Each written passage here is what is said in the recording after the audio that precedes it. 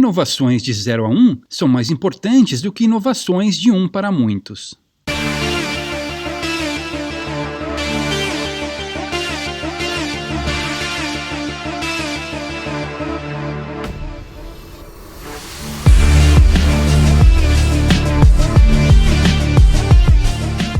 Como vimos em vídeos anteriores, a solidez do dinheiro impacta diretamente a preferência temporal. Quando o dinheiro é forte, a preferência temporal diminui, pensamos mais no longo prazo e nossa propensão a poupar aumenta. Quando o dinheiro é fraco, a preferência temporal aumenta, pensamos mais no curto prazo e nossa propensão a gastar também aumenta. Só que tem o seguinte: o impacto da solidez do dinheiro na maneira como a sociedade encara o futuro pode ser visto não só no grau de poupança ou gastança, mas também nos tipos de projetos em que ela investe. Quando o dinheiro é forte, as pessoas se tornam mais propensas a investir em projetos que demandem um tempo maior para trazer benefícios. Para ilustrar isso, podemos olhar para um período em que o dinheiro foi forte.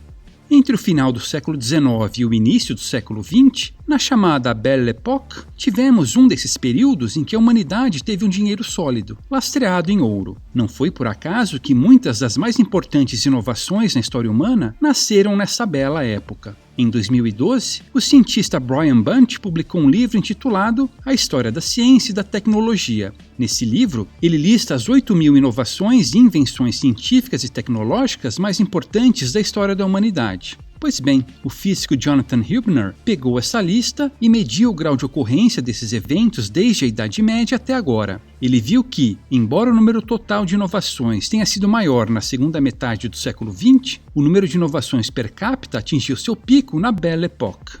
Quando olhamos atentamente para as inovações científicas e tecnológicas que surgiram na Belle Époque, corroboramos os resultados de Hübner. Não é nenhum exagero afirmar que o mundo moderno foi inventado nos anos do padrão ouro que precederam a Primeira Guerra Mundial. Ao longo do século XX, após a Primeira Guerra, as inovações da Belle Époque foram refinadas, melhoradas, otimizadas e popularizadas. Os avanços científicos e tecnológicos nesse período pós-Primeira Guerra foram tão grandes que é fácil se esquecer de que as inovações propriamente ditas ocorreram imediatamente antes. Em outras palavras, as inovações que de fato transformaram o mundo apareceram quase todas entre o final do século XIX e o início do século XX, no período em que as moedas nacionais eram lastreadas pelo ouro.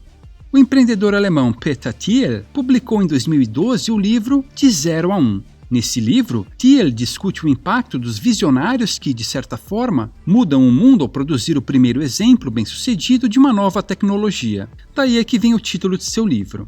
Para Thiel, esse movimento de 0 a 1 é o passo mais difícil e mais significativo em uma inovação científico-tecnológica. Já o movimento seguinte, de 1 a muitos, envolve apenas a melhoria, a escalabilidade e a divulgação do que já existia. Usando os dois conceitos, podemos afirmar que a era dourada da Belle Époque foi o período de 0 a 1, e a era fiduciária do pós-Primeira Guerra foi o período de 1 a muitos. E o fato de termos poucas mudanças de 0 a 1 sob o sistema monetário moderno nos dá muito o que pensar.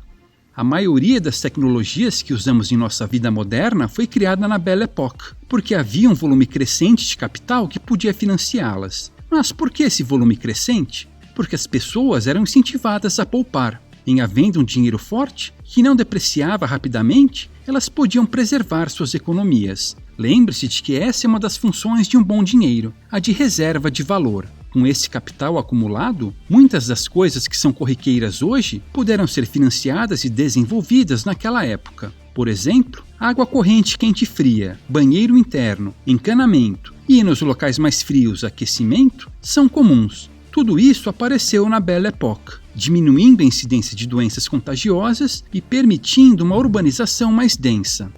Nossa sociedade industrial moderna foi toda construída em torno da utilização da energia armazenada nos hidrocarbonetos, sem a qual muito do conforto do mundo atual não seria possível. As bases dessa tecnologia foram fundadas no final do século XIX. E, a propósito, temos de agradecer à Belle Époque por nossas ruas livres de esterco de cavalo e por nossa habilidade de viajar ao redor do mundo. O metrô foi inventado por Charles Pearson em 1843, o elevador elétrico por Elisha Otis em 1852, o automóvel por Carl Benz em 1885 e o avião por Alberto Santos Dumont em 1906. Ainda, os produtos químicos derivados de petróleo, o aço inoxidável e os fertilizantes nitrogenados foram criados na Bela Época, permitindo tanto a agricultura de alto rendimento quanto a industrialização em massa.